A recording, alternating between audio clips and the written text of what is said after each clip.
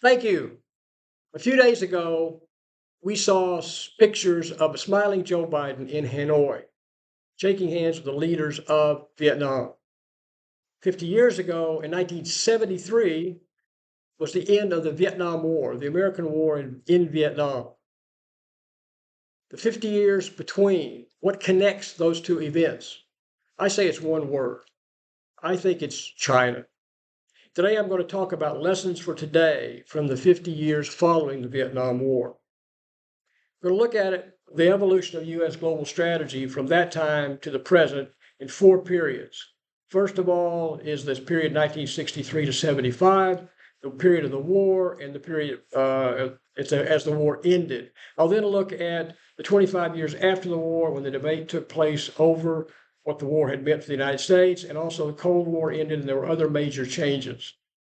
2001, of course, was the tragedy of 9/11.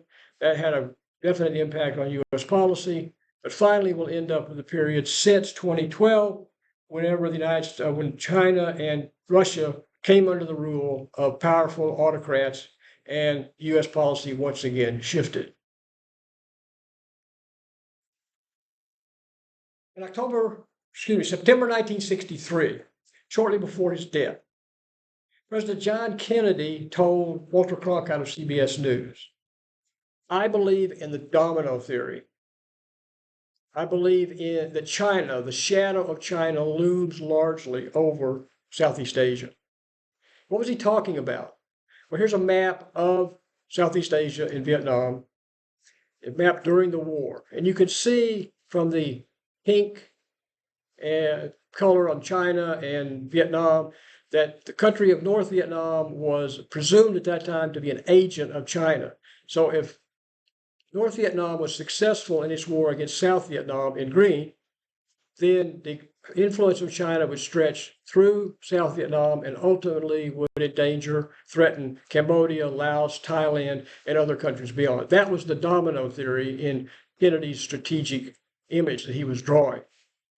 The United States then fought a war for 10 years under three presidents to prevent that from happening, to prevent China from gaining that advantage over the United States and Asia.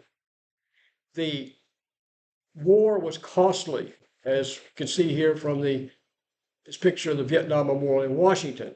The war cost more than 50,000 American lives and hundreds of thousands of Vietnamese lives. And at the end of the war, South Vietnam, the domino which the United States had wanted to protect and keep from falling, it fell. The country came under the power of Hanoi, all of Vietnam came under Hanoi's control. Why that happened is debated by historians, and we're not going to go into that debate today. But I want to look at the period, how the war ended, and then right after the war, see what happens next. Biden's visit, which is against that background, was the fifth visit by a U.S. president to Hanoi since the war. Here he's meeting with the paramount leader, the leader of the Vietnamese Communist Party. And prior to Biden, there were visits by Bill Clinton, George W. Bush, Barack Obama, Donald Trump, and now Biden. This turnaround is dramatic, and we'll talk more about the significance of that meeting a little later in this talk. Let's go back to what happened in 1973, as the war ended. The war ended in failure, as I said, for the United States, and this was a bitter pill for Americans, American public, and their leaders. It was a lost war. America had not lost a war before. American public and its leadership didn't want to talk about it, think about it, remember it. As one historian has put it, there was a deep sense of national frustration and dishonor, even. The word you heard was dishonor. And that dishonor, unfortunately, sometimes got directed toward the troops that fought it. There were some people who criticized the soldiers, most of whom were draftees, involuntary soldiers. That those soldiers, many of them suffered from post-traumatic stress syndrome symptoms. Fortunately today, veterans of today are thanked for their service, and that's in the past. But I would say that the trauma of Vietnam War, was an American trauma, not just for those who participated in the fighting itself, but for American politics and public in general. Going back to how the war was conducted, Kennedy believed in something called counterinsurgency or anti-guerrilla warfare. So he wanted to help South Vietnam help itself. He thought South Vietnam could secure its own defense. That wasn't working well. By 1965, Kennedy was now dead. Lyndon Johnson was president, and Lyndon Johnson escalated the American presence in Vietnam. 500,000 American troops eventually were in the country, and the United States was bombing North Vietnam and other areas. Well, the American public grew weary of that, the burden, frustrated, the casualties. So when President Nixon came to office in 1969, he initiated a policy he called Vietnamization. Now, this meant that the United States would withdraw the large numbers of American forces, but increase assistance to the Saigon government. Here you see Nixon meeting with the president of South Vietnam, and eventually South Vietnam would then be able to sustain itself. In 1972, Nixon announced this had worked. You see the chart there with Secretary of Defense Laird showing the increase of American troops over the years and then the decrease under Nixon. This claim, this Vietnamization had been successful, helped Nixon win re-election in 1972. I was there. This was the period whenever I served in Vietnam. I served during the Vietnamization period. This is a period of me in Vietnam in 1970. And I've written about this, and I'll talk a little bit more about my accounts of this in my book a little bit later. But let's take a look at what happened in 1973. 2 months after Nixon had won re-election, an agreement was signed in Paris in which U.S. troops were to be withdrawn from Vietnam, U.S. prisoners of war were to be released from Hanoi, and significantly, the forces of North Vietnam could remain in the South. As I said, Nixon had said the South Vietnam was now ready to defend itself. Well, what happened 2 years later, of course, sadly, was that in 1975, Hanoi's forces, North Vietnam, launched a conventional attack on the South. Here you see the tanks going into Saigon in 1975. There were also infantry units. There was a heavy artillery. A conventional assault brought all of Vietnam under the control of Hanoi. That's the way the Vietnam War ended. So that was the war briefly and the way it ended. What I'll talk about next is what happened over the next quarter century, the next 25 years, as the United States struggled to deal with it and also as the world context changed. Richard Nixon was out of office. He had been forced to resign by the Watergate crimes, but he continued to write about the war, and he coined a phrase among others, "No more Vietnam." So the first starting point of the post-war discussion or debate, if you will, was what did this phrase, "no more Vietnams," mean? For Nixon, no more Vietnams meant never again, not again to go to war unless the United States was prepared to use its full power and stay as long as the job took, to persist with full American force. For other Americans, though, the term "no more Vietnams" was very different. You see the pin there, protest pin. Other Americans thought "no more Vietnams" meant that the United States should not again risk its lives, treasure, and prestige or credibility in local, regional conflicts, supporting unpopular, ineffective governments in conflicts that didn't basically threaten the security of the United States. That's what No More Vietnam's meant for a lot of Americans. While this debate was going on, the world changed, as it always does. It's always changing. The president that followed Nixon and President Ford was Jimmy Carter.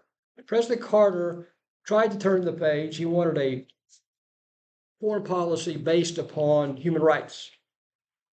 That was noble, but by the end of his administration, there were American hostages being held in Tehran and Iran, and the result was another frustration for the United States. But Carter was determined on an international approach to foreign policy. And he had the opportunity. In 1976, Mao Zedong, the longtime dictator and revolutionary leader of China, died in 1976. He was succeeded by this man here hugging Carter, that's Deng Xiaoping. And Deng right away opened up China to the world. He wanted to end the isolation and help China build its economy and its society. Carter responded. He welcomed that contact. The talks and negotiations took place. And in 1979, the U.S. and the People's Republic of China resumed, actually for the first time, obtained normal diplomatic relations. The United States had not had normal relations with Beijing since 1949. This was a big shift now. And then the next year, President Reagan, or within the next few years, under President Reagan, talks began between President Reagan and later under President Bush, after President Reagan, with Mikhail Gorbachev, the leader of the Soviet Union. And as a result of these summit meetings, in this picture is 1988, but in fact in 1989, an agreement was signed ending Cold War. The Soviet Union itself dissolved, and the Cold War, as we had known it since the end of World War II, was over in terms of both China and the former Soviet Union, now Russia. So you had a debate going on about no more Vietnams, and you had a changing world order. But there were major decisions to be made. Two paradigm shifts occurred. One was political, highest level. The other was military, in terms of military tactics.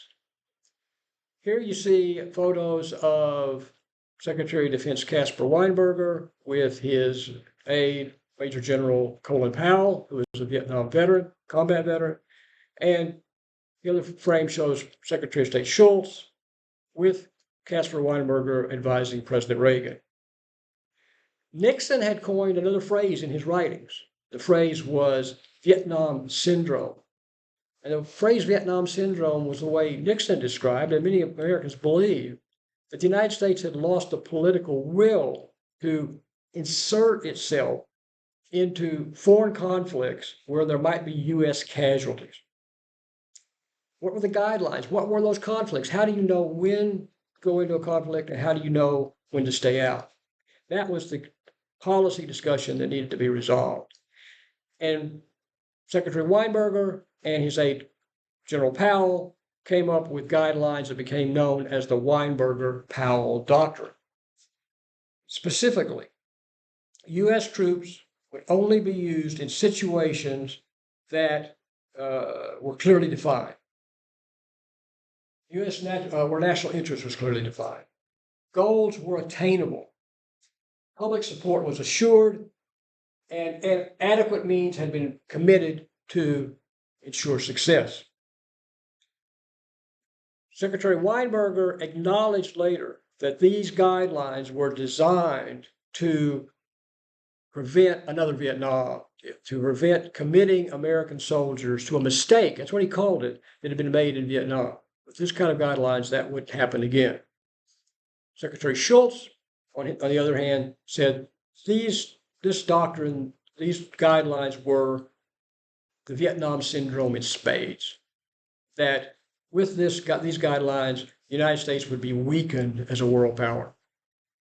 Well, at the time that this discussion was going on between Secretary Weinberger and Secretary Shultz, another discussion was going on. It was going on in the circles of American military planners.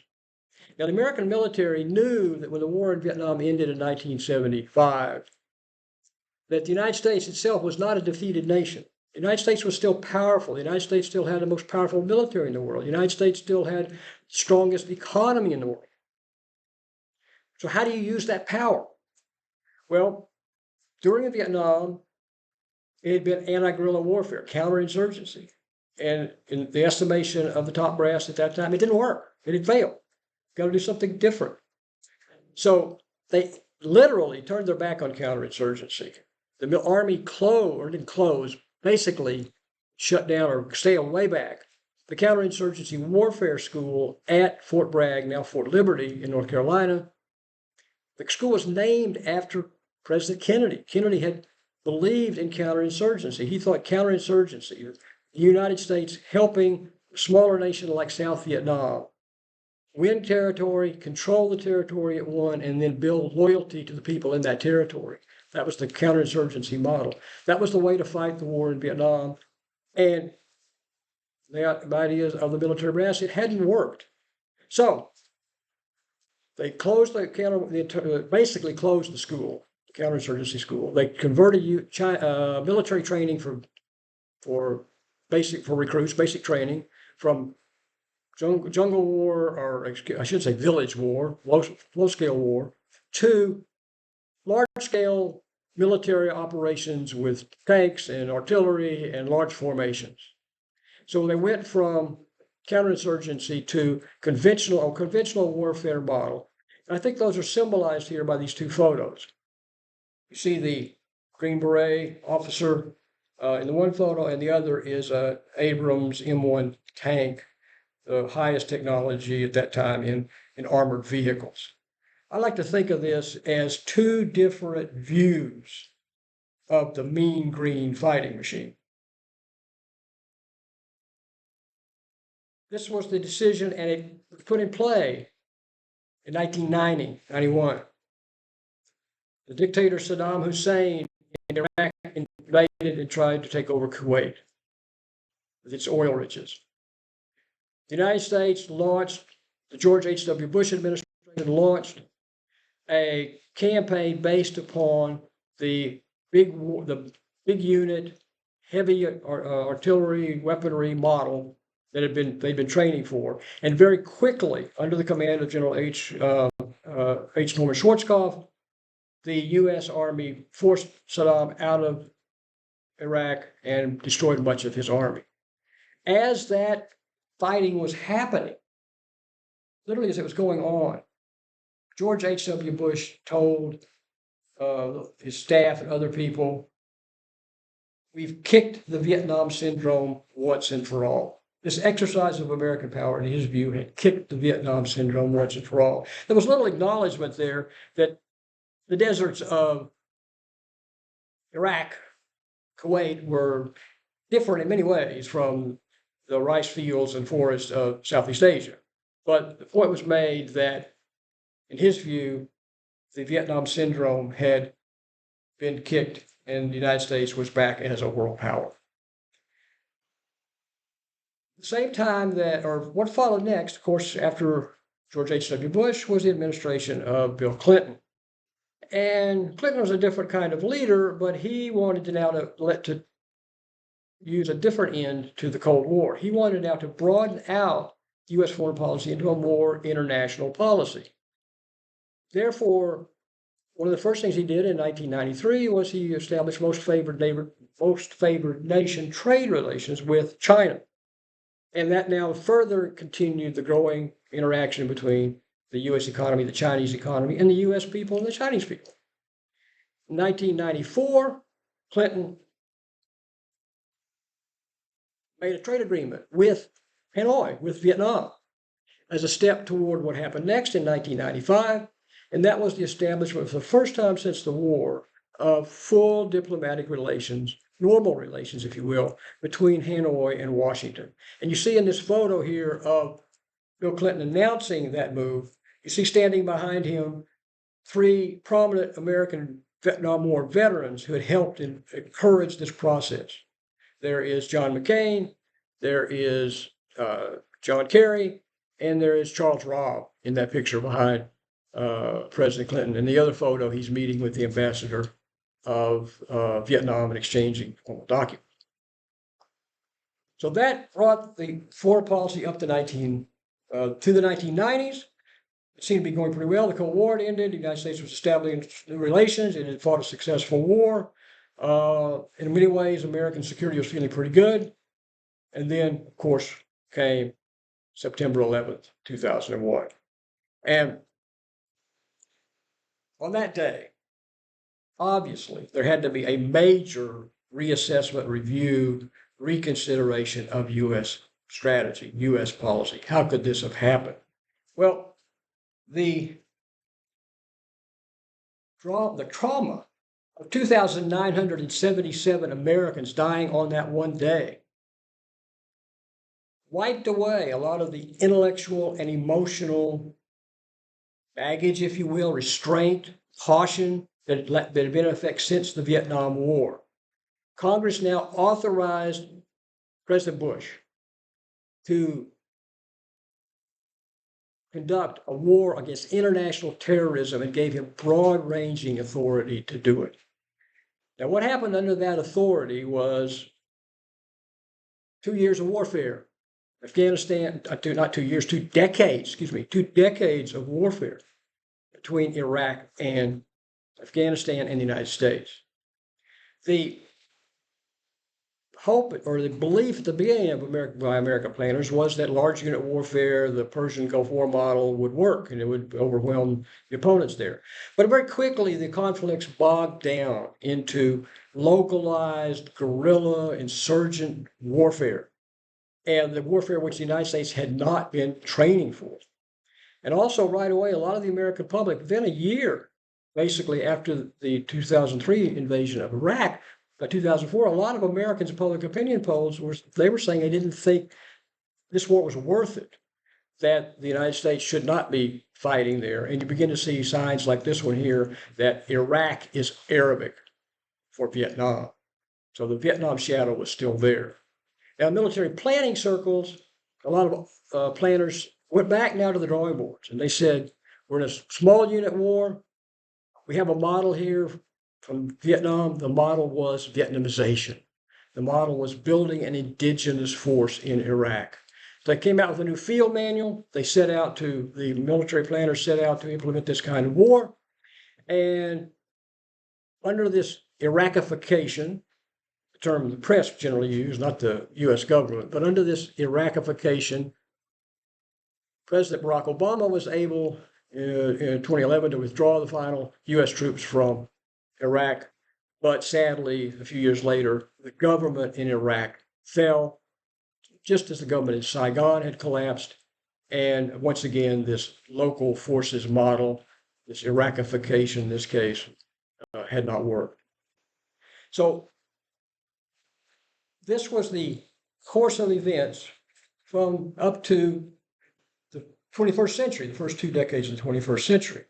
But while the United States was engaged in small unit regional warfare in the Middle East, things were dramatically changing in the old Cold War powers the United States had faced, namely China and Russia. In 2012, same year, ironically, Vladimir Putin and Xi Jinping became presidents of their country, and they built their power thereafter.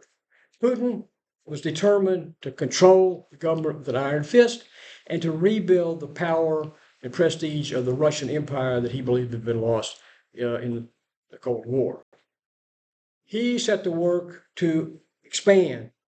He annexed Crimea, and now we see the bloody, terrible, murderous war in Ukraine, where many people have likened it to World War I, trench warfare, heavy artillery. In fact, the war in Ukraine is certainly not a counterinsurgency war. It's not Vietnam. It's not Iraq. It's not Afghanistan. But it's also not an old style conventional war. It's a new 21st century conventional war. In this war, we see Russia using, sure, land, air, sea power that it has. It's threatened with nuclear weapons. It's not used them. But this is one aspect of conventional war. It's also used criminal activity. It's used sanctions. It's used propaganda. It's used extortion. You name it. It's used every tool in the tool book. And so it's now called hybrid warfare. And the hybrid warfare being conducted by Russia needs a response from the United States and its allies. China, similar. Xi sees personal power in China. He is determined to rebuild the power of China and to hold on to his power. And there's a new threat.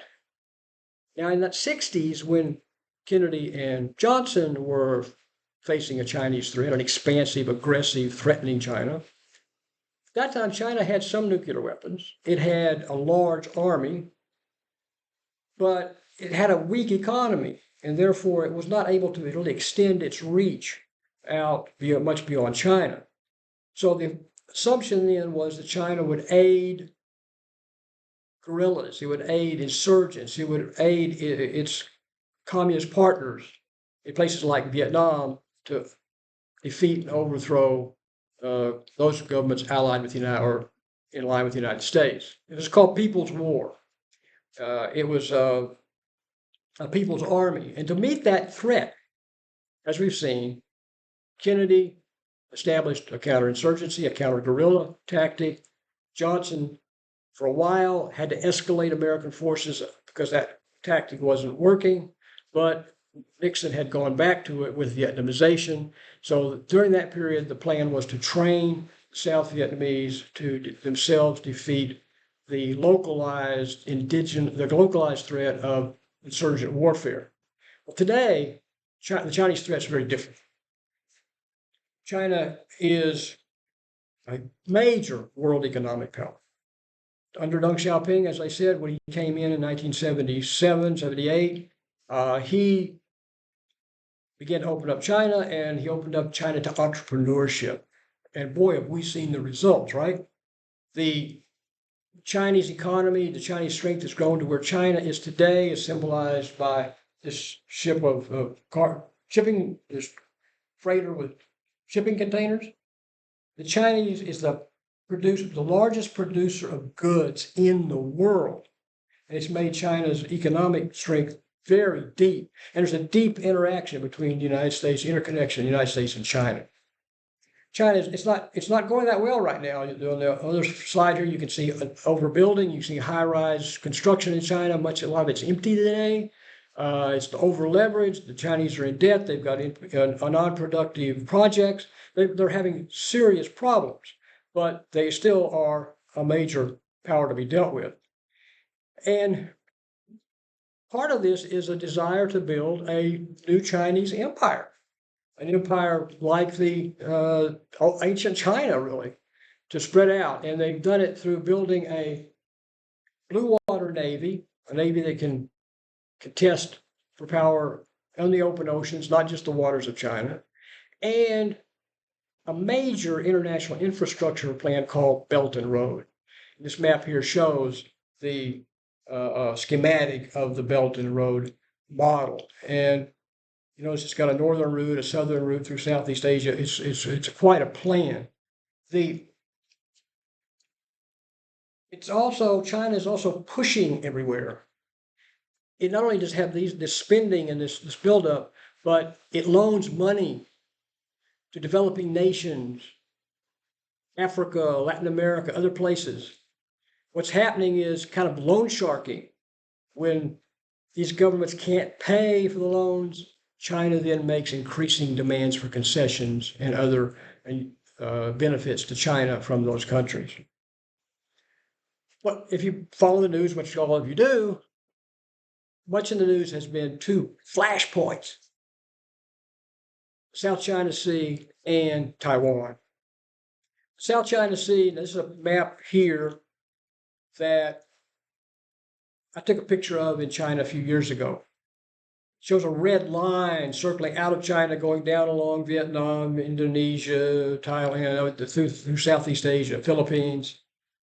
And this is territory that China claims as its own. It's building up bases, naval bases, other facilities on little spits of sand and little islands in that area, totally in contravention of international law. This is sovereign territories claimed by other states. So South China Sea is a major challenge. The other one's Taiwan. China has always considered Taiwan to be part of China, and for the status quo has existed now since the Chinese Civil War into the 1940s. But China makes no doubt it would like to take Taiwan, much as Putin has been trying to take Ukraine. If Putin is successful in Ukraine, a lot of analysts believe that they would encourage Xi Jinping to emulate that and invade Taiwan. And so the stakes are very high. Once again, as we saw earlier, Kennedy, the shadow of China looming over Southeast Asia. Here again, you see it. The shadow of China is looming over Southeast Asia once again. So, what was Biden doing in Hanoi? Well, I think it's pretty clear what Biden was doing in Hanoi. China poses a threat, and a threat that needs to be met by a variety of methods. One is the turnaround in U.S.-Vietnamese relations. I think the turnaround that's happened between Vietnam and the United States is more remarkable than the turnaround that happened earlier with Japan, Germany, and the United States. Other nations the United States had fought major wars with. In those earlier wars, Germany and Japan, the United States defeated those nations, occupied those nations, and helped rebuild them. In Vietnam, that wasn't the case. For 20 years after the Vietnam War, the United States had isolated Vietnam. It had used its economic strength, its partnerships, its alliances to keep Vietnam isolated, and only gradually did that relationship come back. Evidence abounds that the Vietnamese welcome the Americans in the country. And part of that process has been, you can see this factory here is an semiconductor factory. Vietnam today is one of the fastest growing economies in the world, and they produce high-tech items. Biden signed agreements in Hanoi to purchase semiconductors in Vietnam, and this is to relieve some of the threat that China poses to the American supply chain, to reduce the risk to that supply chain from China by having other outlets like Vietnam. Now, Vietnam calls this relationship a comprehensive strategic partnership. That's a term it uses only for Beijing and Moscow. So this is a new relationship. It's not an alliance, but it is a new relationship. And it's an old practice by middle-level states. Here's a graphic showing Vietnam between the United States and China. And that's what middle-level states do. They balance it off. Vietnam is not breaking its ties with Moscow and Beijing. It doesn't want to do that. It doesn't trust them, it doesn't necessarily like them, but it doesn't want to break with them. So it's playing the game in the middle. And it's able to manage that because Vietnam has what is called a war government. This graphic, I think, is very clear here with Ho Chi Minh in the background, the revolutionary leader of Vietnam. On the one side is the chairman of the Vietnamese Communist Party, the other is the president of Vietnam. And the government is one in which the party controls the government and the state with an iron fist and allows its own citizens and the international community only what it wants to allow for what it considers the benefit of Vietnam. So once again, with China, the need is a hybrid strategy, hybrid warfare. The United States must have the full toolbox to deal with the Chinese threat as it does with the Russian threat. In China, that we've seen examples of balloon incidents and Spy Square and all this. There's cyber warfare, there's drones, there's all that cutting edge all those cutting edge tools, but there's also old school tools of conventional warfare. So you've got a broad range, economic sanctions, high tech, cyber warfare, military development. The result is one in which the United States must be prepared to use in this hybrid warfare a relationship with old enemies like Vietnam. So that what's been learned now after in all these years, we've come back to an old lesson, a lesson that was first many years ago enunciated by the British statesman Lord Palmerston, 1848. Lord Palmerston said famously, "We have no eternal allies and we have no perpetual enemies. Our interests are perpetual, and those interests are our duty to follow." The strategy today, the hybrid strategy, is one of hard power, which is what Palmerston was talking about. He was talking about British military alliances. The United States has those, NATO, it has regional alliances. But it also means today soft power. It means the relationship with Hanoi. It means economic sanctions. It means tools like that. So we're back today, we're not back, the pendulum has been swinging. Small units, large units, small units, back to large units, shifting between Europe and Asia. But today we are in a world where the strategy is one of hybrid warfare in a big power conflict in a dangerous world. I've written about this to some extent in my recent book, Vietnamization. I provided a copy of it for the library here, and I will be glad to talk with you more about that. But now I welcome your questions about today's remarks.